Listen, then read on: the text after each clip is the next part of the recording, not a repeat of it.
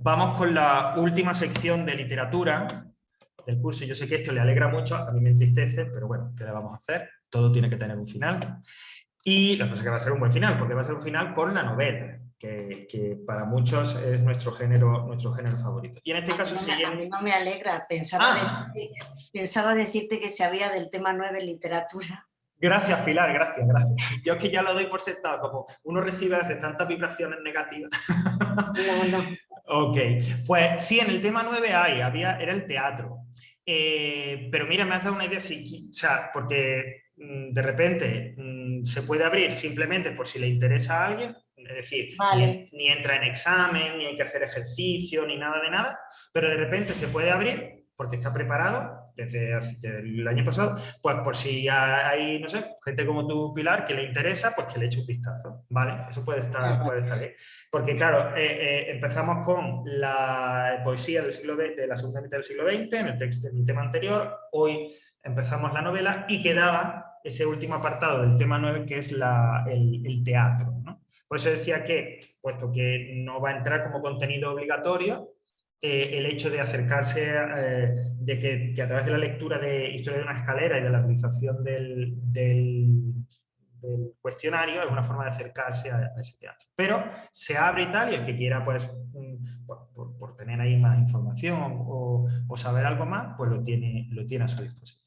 Bueno, vais a ver en este comienzo sobre lo de la novela de la segunda mitad del siglo XX, es decir, a partir del 39, que cronológicamente seguimos, es exactamente el mismo periodo que ya vimos en la poesía, es decir, como estaba diciendo, finales de posguerra, años 40, 50, 60, 70 y luego ya transición y democracia. Es decir, que ahí no nos vamos a detener mucho en lo cronológico porque es exactamente lo mismo. Y conforme vayamos viendo las etapas, si hay que hacer alguna referencia, algún apunte referente al momento histórico, pues también se hace, ¿no? Bueno, pues vamos con ello. Vamos a compartirlo.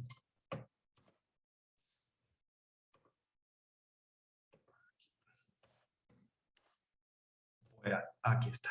Bueno, vamos a hacer una breve introducción, dejando a un lado, como digo, todo lo del contexto histórico y demás, ¿no? En el que, bueno, es que es una obviedad, como ya dije en su momento cuando vimos la poesía, es una obviedad volver a repetir que es una brutalidad recoger todo este espacio de tiempo referido a la evolución de la novela durante todo este periodo en un solo tema.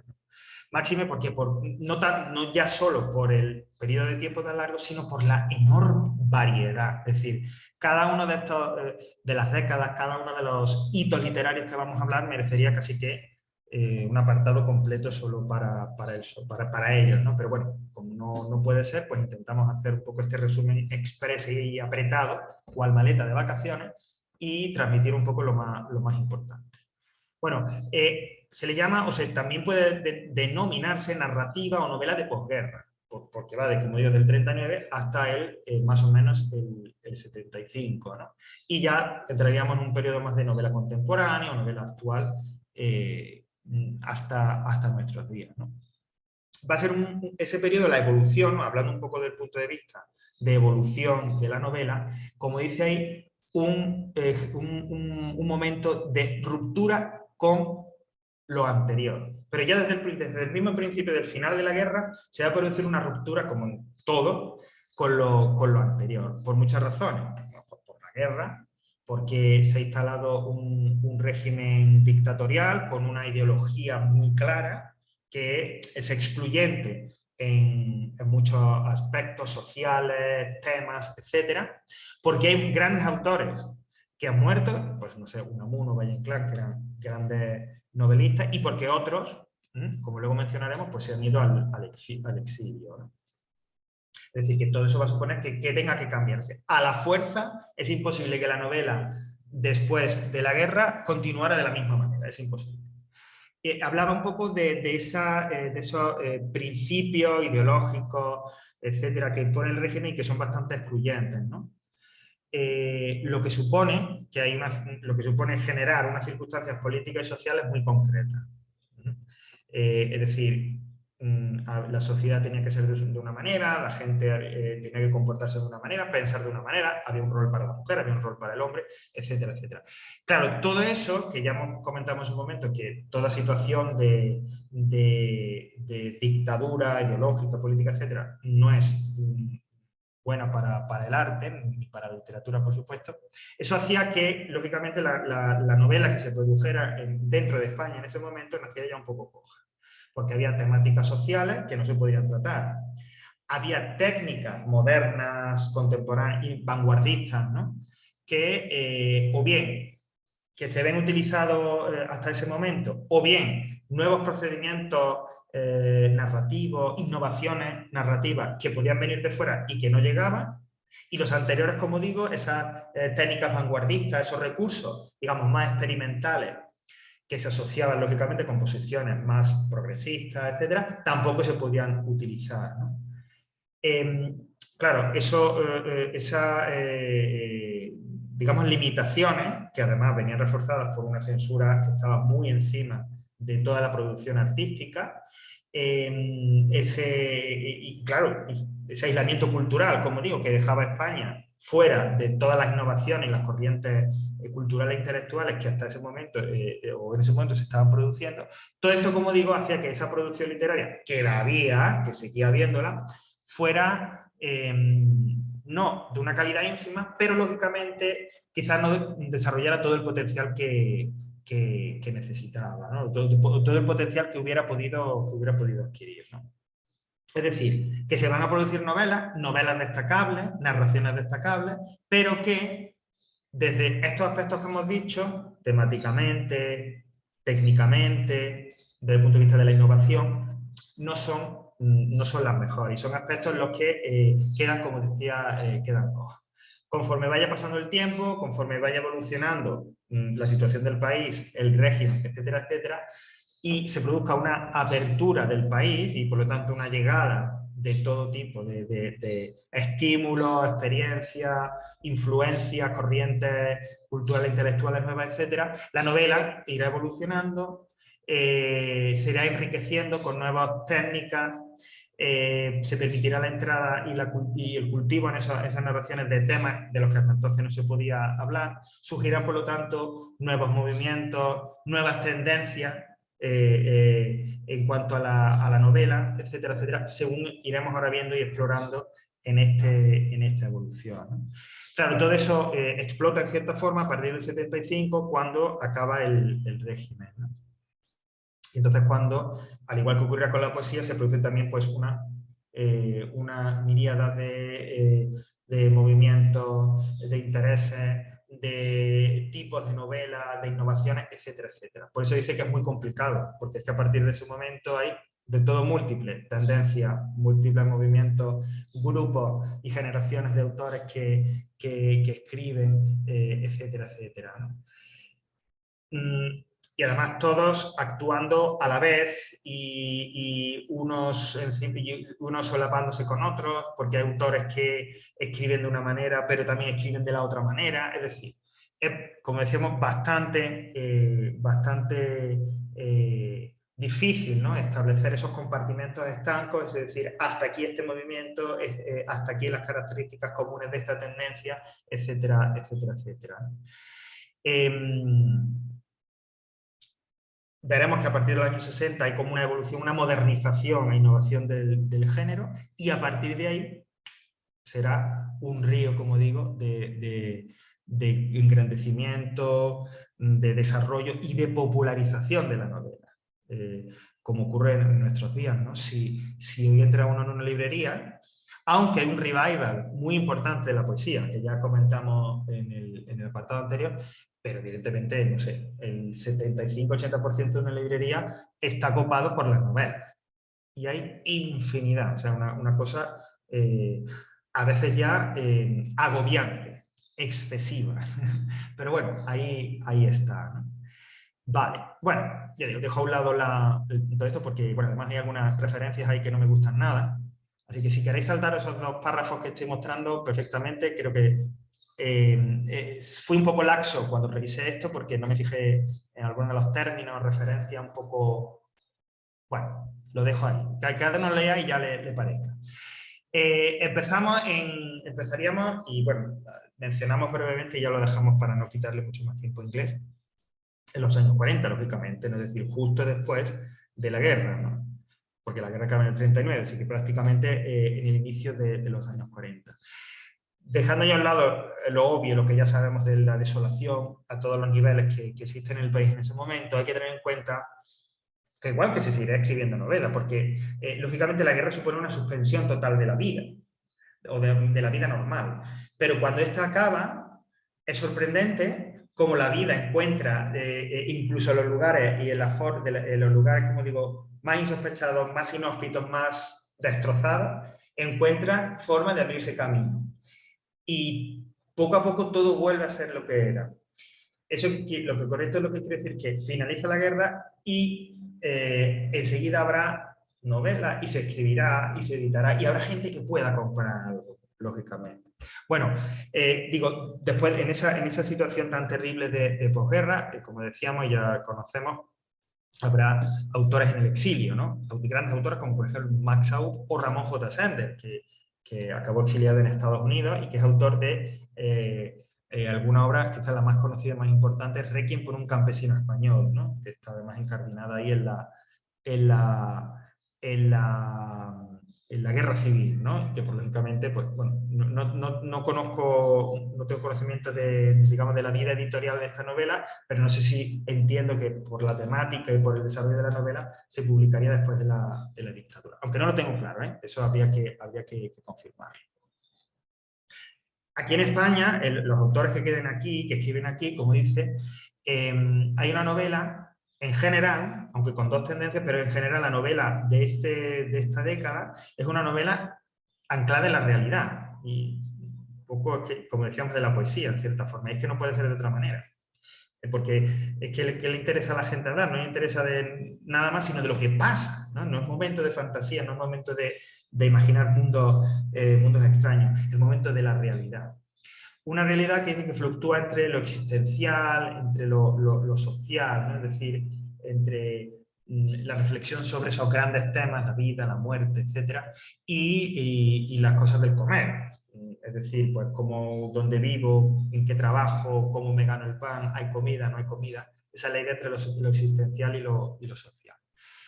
Y aunque, vuelvo a insistir, son novelas con calidad literaria, algunas con gran calidad literaria, según vamos a conocer, lógicamente, desde el punto de vista de la técnica, desde el punto de vista de la innovación, es pobre.